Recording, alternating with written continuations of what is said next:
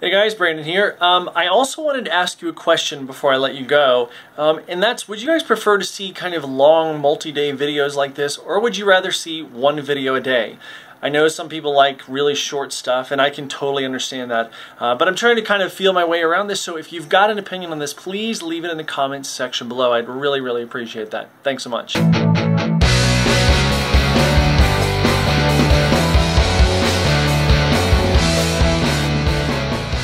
What's up, guys?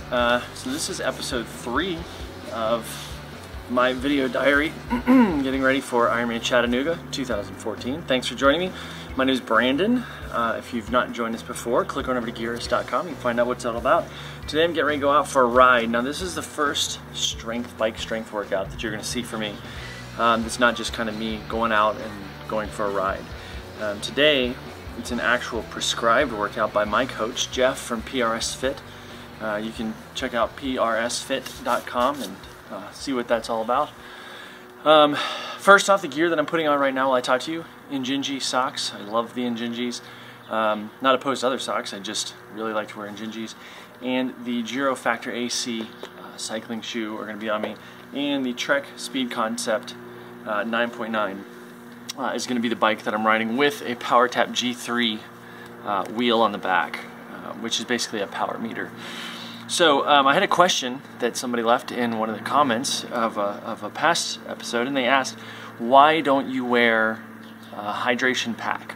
Now, at the time, I think they just watched me and rode up the backside of Carter Lake and a ride near here, and I was talking about how you want to be able to plan your routes accordingly. You want to be able to plan your routes so that you have a place to stop, you have a place to refill your bottles and this kind of thing. And somebody asked, well, why don't you wear a pack? Well, the simple fact is, and let me preface this by saying that I don't mean anybody harm, I don't mean to make fun of anybody, and this is definitely a generalization, but road cyclists do not wear packs for whatever reason.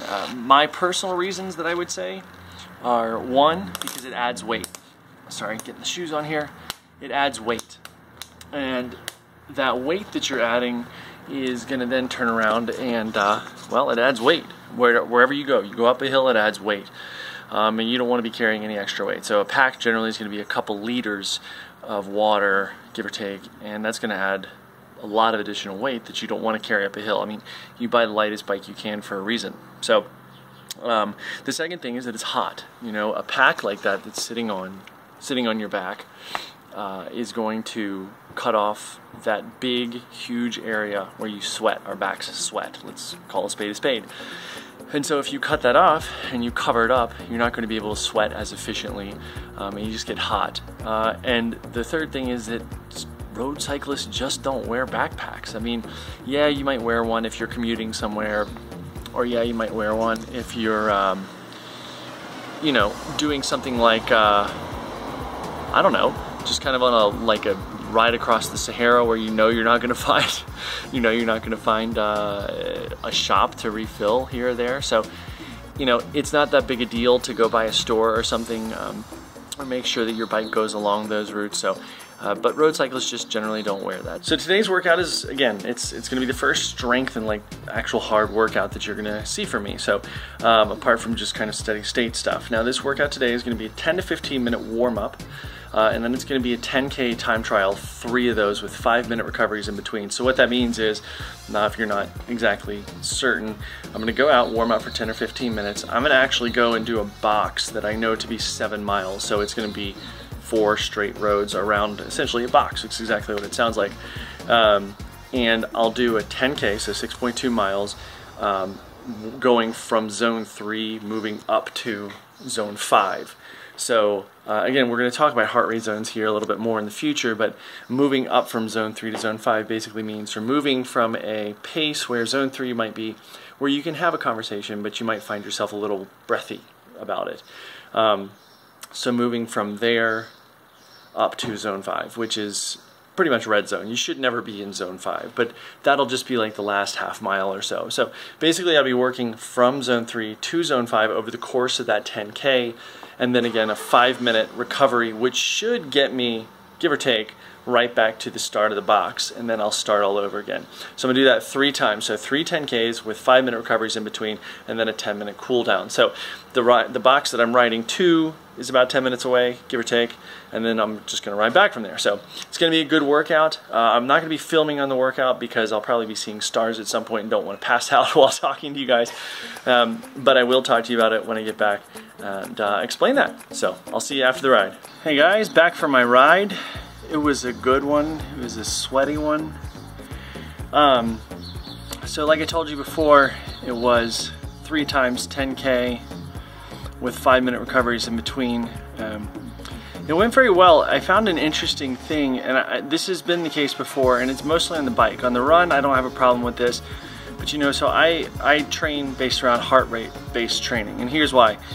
If you base your training off of pace, and let's say, you know, a coach or somebody or workout plan tells you, okay, well, go out and do this run and, you know, do it at 5K pace or do it at, you know, 7 minutes a mile or whatever. And let's say wherever you're running is at high altitude, or wherever you're running is uphill or something like that. Well, guess what? That 7 minutes a mile going uphill is going to put, if you're used to running on flat at sea level, that's going to put you in red zone. I mean, you may even pass out, you know, trying to do that. So if you base it around heart rate, it's always consistent. There's no room for interpretation. If you're going up a hill and your heart rate zone 2, let's just say, which is aerobic base building, if your heart rate zone 2 is, I don't know, whatever it is for an individual, 145 to 155-ish, 157 maybe, if that's your heart rate zone 2 and you're going up that same hill, the heart rate zone doesn't change. If you're going uphill, or if you're on a flat, or if you're downhill, zone 2 is zone 2 is zone 2, zone 3 is zone 3 is zone 3, and so on and so forth. So it's a very structured way to train, and it's the best way to train, in my opinion. So what I found today is that while I really wanted to, number one, on the bike, your heart rate zones are roughly 12-15% lower. Dogs don't like me talking to you guys. 12-15% lower than on the run, okay? So zone 3 might be, again, a lower range than it would be on the run or otherwise. For me, I found that at this point in my training, and I hope that this kind of improves, but I can't, my legs don't want to go to where heart rate zone 5 is. So I can push it as really super hard, but I can't quite get myself into zone 5. So that was challenging. It's something that I'll talk to my coach about, and we'll see how to address it. You know, it's not a huge deal. This is more about effort and going out and putting in that solid effort, and I felt like I did that. It's a nice cool day, which is really, really pleasant because it's been so hot and humid here lately. It is humid, that's for sure. But yeah, overall a very good ride. I felt like it went well. Later on this afternoon I have a fartlek run, and go ahead and giggle. Fartlek is a word that means speed play. And so basically you'll go out, it's only a half-hour run, take it easy, zone 2, and you'll just throw, kind of sprinkle little 30-second or 60-second pickups to like 5K pace throughout the run. It's a great way to get in some kind of speed work. It's also a really nice way to mix up your run. So the next time you go out for a run, if you're somebody who has never really actually trained based around any sort of real pace, and you're just somebody who goes out and just does long, steady state runs, try throwing some fartleks in there, just like 30-second or 60-second pickups just to your 5K pace. And it's a great time, I find, and this is going to sound a little cheesy, but it's true, to just kind of remember what it was like when you were a kid. And that's exactly what you do. You're running around, and then guess what? Some friend chases you for 30 seconds, you have a pickup for 30 seconds. So really great way to get in some fun speed work and have a good time. Yeah, so I will talk to you guys before that run this afternoon. Hey guys, another day and another episode from the porch. I'm beginning to think there should be like a porch segment on this thing. So I didn't talk to you before my run yesterday evening. Yesterday was a day where I had 2 workouts. Yesterday was the 8th of July. I had the bike in the morning that I did. I think I talked to you guys before, and then after that, that was a great ride. But you know, I'm always curious when I'm getting into full training block how my legs are going to feel when I start doing 2-a-day workouts, where I am knocking out playing, I'm knocking out that ride in the morning and then the run in the evening. Now I did spread them out on purpose. it wasn't an assigned brick. And a brick workout is where you do a bike immediately followed by a run. It wasn't an assigned brick, it was just 2 workouts in the same day. And again, that second workout was a fartlek run. Fartlek, I believe the word fartlek is Swedish for speed play. And it's exactly what it sounds like. You should go out, you should have fun, and if you've never done a workout, it's something that I would encourage you to do. If you're going out for your normal 3-4 mile loop, whatever it is, throw in 5 or 6 pickups here and there that are up to 5K pace. It's going to make you feel really good, and that's a great time to just kind of take you back to that childhood way of running where you're having fun. You're running not for fitness, you're running not for utility, you're running for fun. It's really just a blast. I had a great run. It was short, it was only 30 minutes. Did some nice pickups right down to around 6:20 pace, give or take. And so yeah, and now I'm about to head out for a swim workout. It's going to be quite similar to the other day as I build into things. And as I mentioned, this coming week, this Saturday to the following Saturday, I'll be part of that time in the Outer Banks in North Carolina. So I'll be doing some ocean swimming, wetsuit and all, assuming the water temperature calls for it. So it'll be really great to get out there and do some open water stuff. I grew up in open water, so it's not something that I'm worried about. So a quick swimming tip that I want to put out there for today. My favorite drill is fingertip drag drill, and what that is, and I'll show you here. I'll try to put some footage of me doing it. It's really simple. All it is the recovery phase of your stroke, okay? If you're doing freestyle. When your stroke is coming from down here by your hip to up here, what you're going to do is you're going to drag your fingertips in the water. Now the purpose of this is because a lot of people in the recovery portion of their stroke recover with their arms way out here like this. And this is going to trash your rear deltoids. It's really going to work your shoulders far more than you need to. So if you can get those high elbows and have just the fingertips drag in the water lightly. It doesn't need to plow a bunch of water through it. The whole entire purpose is to get high elbows because, let's just look at it like this. If I ask you to hold your arm out like this to the side, like your teacher did in 3rd grade, you could hold it here for a while, but it would wear out pretty quick. However, if you hold your arm like this, it wears out much less quickly because you're holding less, your arm, your shoulder being that lever point, you're putting much, or the fulcrum point, you're putting much less force on it with the shorter lever arm out there like this. So it's kind of this similar thing where you want to recover the quickest and most efficient way. So fingertip drag drill, and again, I'll try to include some footage of that. So enjoy. What's up, peeps? I'm about to head out for a pretty easy ride today, actually. Hour 15 minutes, followed by an hour run later on this evening. Nothing special, both pretty easy. That's about it. Alright guys, before I head on this ride, I wanted to give you one training tip and one quick gear tip. Now, the first thing is the training tip. Today's a recovery day for me, so if you just had a hard run, like a speed workout, a tempo run, whatever, track workout, you want to make sure, and this goes for running as well as riding, you want to make sure that that next run or ride that's supposed to be recovery more than likely is in fact the slowest thing you can make it. Now, my coach is fond of putting embarrassingly slow into the workouts, so don't be afraid to go embarrassingly slow, and don't be afraid to challenge yourself with kind of little things like if it's a recovery ride, maybe you go out and you try specifically not to break a sweat. It's gonna be tough and harder than you think, but you really need to recover. The whole point is spinning out the legs and getting rid of all the kind of lactic acid and glycogen, why can't I think of the name of the fat? You're just trying to break down the scar tissue that's basically on your legs. So there's that. Now for the gear tips. First off, the gear I'm going to be sporting today. I'm changing up the helmet a little bit of the Specialized S-Works Prevail, as well as the Pivlock V90 Max sunglasses there.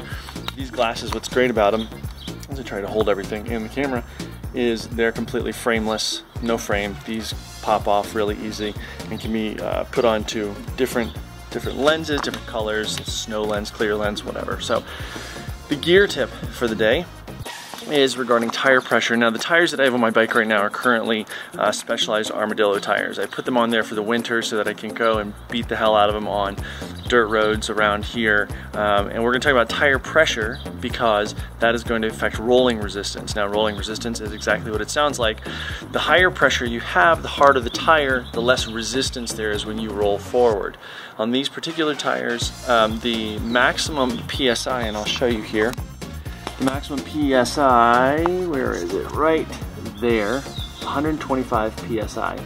Now, that is in fact what I have them pumped to. I have 125 in the rear, and it's a tiny bit less in the front tire.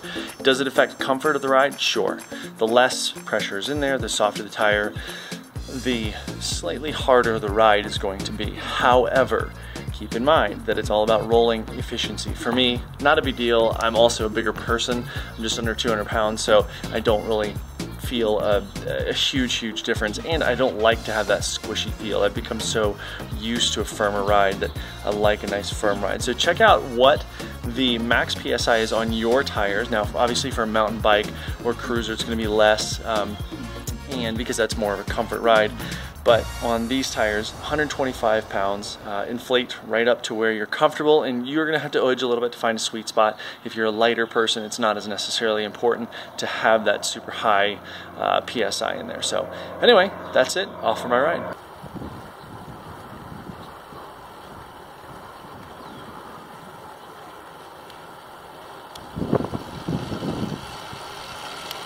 Hey guys, it's Brandon. It's about 9:15 on July 10th. I'm about to head out here in just a couple minutes for my run that was part of my workout today. Again, I had that early, easy recovery ride earlier today, and I'm going to have a recovery run. The reason I'm waiting so late at night is because my wife and I and our daughter I needed to be here to watch my daughter. So my wife had something going on until later in the evening. So just wanted to give you guys a really cool kind of sneak peek, not a sneak peek, but just a little picture.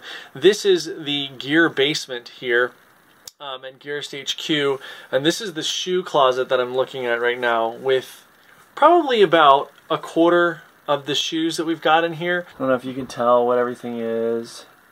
We got some Kenvaras over here, some Hitogamis, some Patagonia Everlong, New Balance Zero V2, Fresh Foam, more Fresh Foam, Pearl Izumis down there, some Scoras, more New Balance Topo right here, more Pearl Izumis there, Sayonara, Skechers, yeah, good stuff, amazing stuff. And this is stuff that is in the hopper, that's in the pipeline, that will be run-in pretty soon, and you guys will be seeing some of it's already been run-in, but these are things that are in the hopper, so you'll see these coming out pretty soon. So hey there guys, it's Brandon, and happy Friday. This is the last day. What is today? Today is the 11th of July, so this is the last day of this episode, so I'll be publishing an episode later today. So run last night went decent. It was kind of slow and supposed to be kind of a hour-long little fartlek run, little pickups here and there. Downside is that I did exactly what I told you guys I have done before, is that I got back and hit the reset button on my watch and erased the entire workout. So good job me! Today's workout, which I'm going to go here, it's 2 o'clock here now, I'm going to go here in a little bit, will be a swim. And much like the other swims this week, it'll be pretty much the same thing, just kind of getting back into the groove, building speed back up and endurance and things like that. And then again, as I mentioned a couple times earlier this week, tomorrow I head to the Outer Banks, so that's going to be a lot of fun, some open water swims and things like that. So I hope to be able to share some of that with you guys. Thank you for all the questions that have been in the comments section here. They've been really fantastic, and for all the support. Thank you guys so much. It means a lot to me. Let's see, some of the guys are asking, oh, somebody asks here, do I plan on getting a dedicated tri-bike? I have a dedicated tri-bike. This guy's name is Are You Ducking Serious on the thing here on the comment section. Yeah, I have a dedicated tri-bike. It's a Trek Speed Concept 9.9. Great bike. Not great for climbing, but time trial bikes generally are not great for climbing. They're meant to go straight and fast. That's why they're generally a little bit heavier than a road bike, and just not the greatest climbing things in the world. This bike does a great job. I really like it. I've got crap loads of miles on it, and we'll be putting more and more miles on it. Anyway, as always, you guys, if you've got any questions about anything that I'm doing on this, please let me know. It's going to be really interesting and cool to hear from you guys. I love answering the questions. I try to answer the questions in the comment section as well as on each episode, so don't hesitate to let me know. In fact, this coming Monday when we put out the next episode, they're actually going to be, I'm going to include some run form tips and things in there. Running form is one of my big things that I love to look at. I may not be the fastest person in the world, but I can tell you about some run form, so we'll definitely be talking about that. So if you've got any questions about running form, let me know in the comment section below. As always, over here, you can probably, I think over here, you can see all the, where to follow me on Strava, Twitter, Facebook, Instagram, whatever else is over there. So please hit me up. Let me know what you guys are thinking. Say hi and all that stuff. And I think that's about it. Thank you guys so much for watching this. As always, by the way, click on over to Gearist.com, take a look around, and look at all our reviews. Thanks again, you guys. We'll see you next time.